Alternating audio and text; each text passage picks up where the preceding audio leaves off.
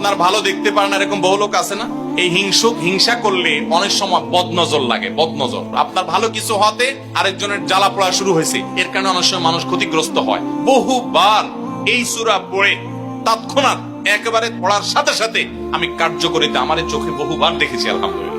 নবী সাল্লাল্লাহু আলাইহি ওয়াসাল্লাম এক সাহাবীকে বলেছেন, তুমি কি জানো আজকে রাতে যে দুইটা সূরা আমার প্রতি নাজিল হয়েছে, যে আয়াতগুলো নাজিল হয়েছে, এইরকম আয়াত কোরআনে আরেকটা নাজিল হয় নাই। আমার বাসা বাচ্চার কোনো অসুবিধা হলে মাঝে মধ্যে আমার মিসেস বলতেন যে একটু দোয়া পড়ে খুদাও তো। আমি আমার মিসেসকে সাথে সাথে বলি, কেন, তুমি দিলে কি সমস্যা? অনেক সময় বাচ্চাকে নিয়ে আসেন, হুজুর একটু তাকে দোয়া পড়ে ফু দিয়ে দেন, একটু পানি পড়ে দেন। আমরা কি দোয়া পড়ি আজকে সেটা আমি আপনাদের সামনে ফ্ল্যাশ করে দিলাম, জানিয়ে দিলাম। আপনার যদি কোনো বিপদ হয়, আজকে অনেক ভাই প্রশ্নে লিখেছেন, অনেক সময় মানুষ বলে, ভাই আমার বাচ্চাটার এই সমস্যা, আমার ওই ওয়াইফের এই সমস্যা, আমার স্বামীর এই সমস্যা, আমার এই সমস্যা, আমরা আল্লাহর কাছে আশ্রয় চাইতে জানি না। আজকে শিখে যান, এই দুইটা সূরা নাজিল হওয়ার যে প্রেক্ষাপট, সেই ঘটনা শুনলে আমাদের ঈমান আরো বেড়ে যাবে ইনশাআল্লাহ। নবী সাল্লাল্লাহু আলাইহি ওয়াসাল্লাম একবার অসুস্থ হয়ে পড়েছেন এবং অসুস্থতাটা এত মারাত্মক ছিল যে আম্মা জান আয়েশা রাদিয়াল্লাহু তাআলা বলেছেন, অনেক কাজ তিনি করেন নাই অথচ তিনি বলতেন তিনি করেছেন, মানে তার মনে হতো তিনি করেছেন। আবার অনেক কাজ তিনি করেছেন তিনি ভুলে যেতেন, মানে এরকম একটা অবস্থা তার তৈরি হয়েছে যে স্বাভাবিক না অস্বাভাবিক, আমাদের অনেকের হয়। তখন নবী সাল্লাল্লাহু আলাইহি ওয়াসাল্লাম বিভিন্ন তখনকার যে চিকিৎসক ছিল তাদের সহযোগিতা নিয়েছেন, বিভিন্ন ট্রিটমেন্ট করেছেন, কিন্তু কোনোভাবে কোনো কাজ হচ্ছিল না। আল্লাহ রাব্বুল আলামিন তার নবী সাল্লাল্লাহু আলাইহি ওয়াসাল্লামের চিকিৎসার জন্য দুইজন ফেরেশতা পাঠিয়েছেন।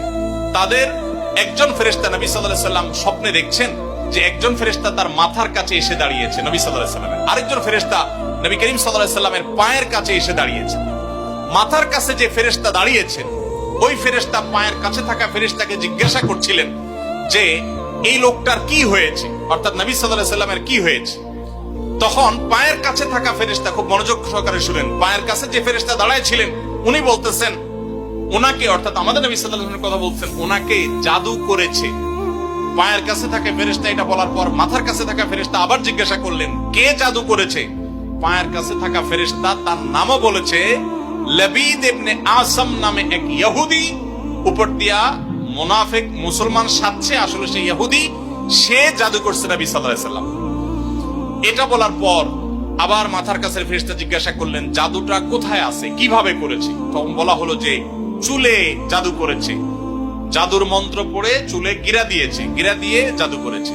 এরপর আবার মাথার কাছে ফেরেশতা জিজ্ঞাসা করলেন, জাদুটা কোথায়, জাদুর সেই সুতাটা, সেই ইয়েটা কোথায় রাখা আছে? তখন পায়ের কাছে থাকা ফেরেশতা, এগুলো আল্লাহর পক্ষ থেকে ওহী নিয়ে আসছেন, ওনারা জানেন, আল্লাহ ওহীর মাধ্যমে তাদের জানিয়েছেন।